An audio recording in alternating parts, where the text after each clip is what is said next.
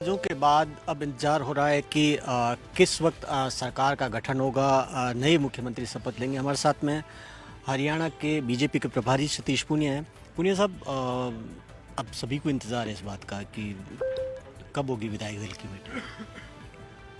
अच्छा मुहूर्त निकालेंगे, चर्चा करेंगे अच्छी अच्छी, उसके बाद नतीजे पर पहुंचेंगे, बढ़िया सुंदर सरकार बनाएंगे। तब तक मुझे लगता है कि आप लोगों को इंतजार करना चाहिए।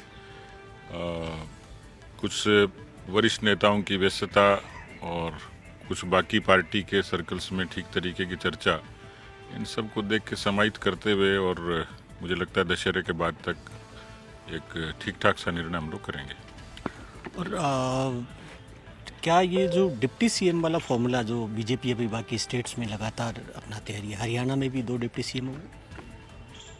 अब इस तरीके की कोई चर्चा है नहीं, क्योंकि जब कोई सरकार बनती है तो एक उसमें भौगोलिक और सामाजिक किस्म का संतुलन अपरिहार्य होता है कि किस तरीके की उसकी साइज हो, कैसा वो फ्रेम हो। कुल मिलाकर अभी केवल चर्चाओं तक सीमित है कि उसकी शक्ल क्या हो और कितनी उसकी पहुंच हो, लेकिन कोशिश ये करेंगे कि भौगोलिक और सामाजिक रूप से एक संतुलित मंत्रिमंडल आए। अनिल विज को लेकर वो लगातार बयान भी देते रहे, मुख्यमंत्री को लेकर दावेदारी कर रहे हैं। क्या पार्टी इस पर क्या विचार कर रही है? देखिए, उनके कॉन्फिडेंस की दाद दूंगा कि वो इस बात के लिए आशान्वित थे कि बीजेपी की सरकार बनेगी। दूसरा, उन्होंने कहा कि मैं पार्टी जैसा निर्णय करेगी उस निर्णय का हम लोग पालन करेंगे। तो मुझे लगता है कि सामान्य सा बयान था जो उम्मीद भरा हुआ था पार्टी के लिए। क्या पार्टी उनको अगर डिप्टी सीएम का पद ऑफर कर सकती है?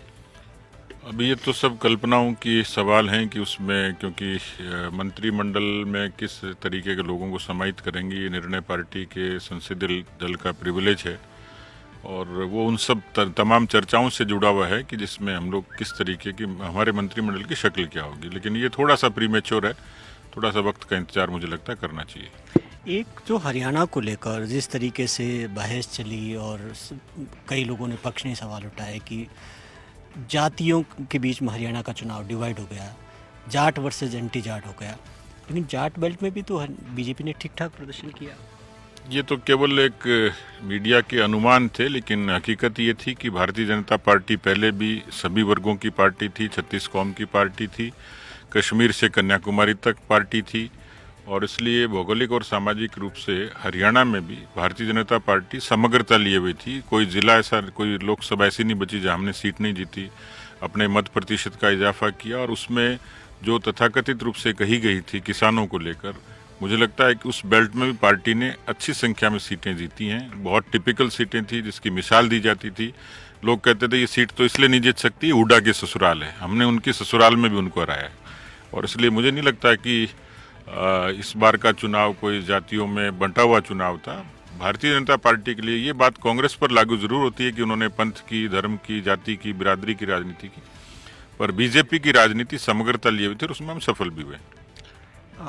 एक जो कांग्रेस ने चुनाव आयोग से शिकायत भी की है कि काफ़ी धांधलियाँ हुई है, राहुल गांधी ने ट्वीट किया, और ईवीएम को लेकर भी उन्होंने शिकायत की है, डीले को लेकर।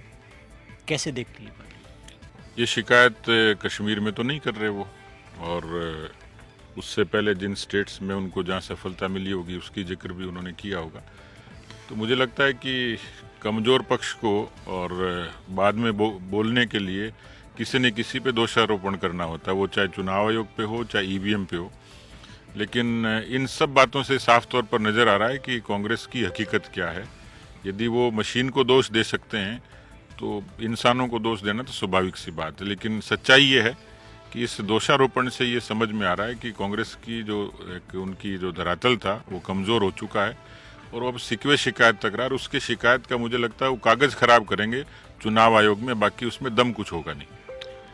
एक काफ़ी विपक्ष के अंदर ही गठबंधन के लोग, कांग्रेस के गठबंधन के लोग, उमर अब्दुल्ला ने भी कहा कि कांग्रेस जिस तरीके से हरियाणा के अंदर सूट सिलाए हुए थे और वो शपथ नहीं ले पाए, सहयोगियों को साथ लेना चाहिए था। आपको क्या लगता है कि कांग्रेस अगर गठबंधन करती हरियाणा में आपके साथ या किसी के साथ?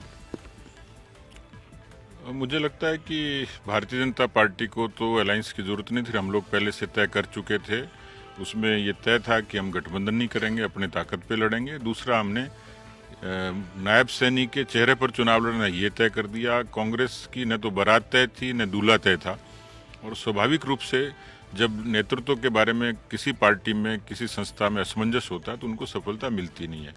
और इसलिए स्वाभाविक तौर पर कांग्रेस पार्टी को इन सब चीज़ों का खामियाजा भुगतना पड़ा। वो अलायंस करें या नहीं करें, लेकिन धरातल पर कांग्रेस किसी भी प्रदेश में अब उतनी ताकत से है नहीं। और क्या इन नतीजों का असर अब जो चुनाव होने वाले हैं जिन जिन स्टेट्स में, क्या उस पर फर्क पड़ेगा? देखिए, बीजेपी जैसी पार्टियों में जो नतीजे हैं, जो जीत होती है, वो एक उत्साह देती है, ऊर्जा देती है, मनोबल देती है। और मुझे लगता है कि बहुत अरसे पहले त्रिपुरा में एक बार जीत हुई थी तो पूरे उत्तर भारत में भी लोगों ने खुशियां मनाई थी।